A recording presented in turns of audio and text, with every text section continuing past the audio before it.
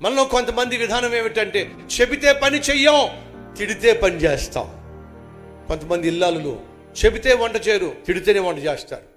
కొంతమంది భర్తలు చెబితే ఉద్యోగానికి వెళ్ళరు, తిడితేనే ఉద్యోగానికి వెళ్తారు. కొంతమంది పిల్లలు చెబితే చదవరు, తిడితేనే చదువుతారు.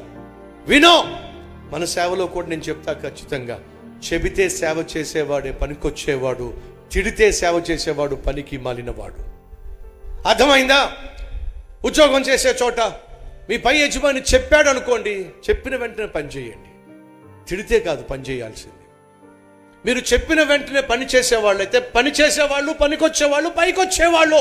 తిడితేనే పని చేసేవాళ్ళు ఉన్నట్లయితే వాళ్ళు పనికి మాలిన వాళ్ళు. చెబితే పని చేసేవాడివా, తిడితే పని చేసేవాడివా? మొదటిసారి చెప్పిన వెంటనే పని చేసేవాడివా, రెండోసారి జ్ఞాపకం చేస్తే పని చేసేవాడివా?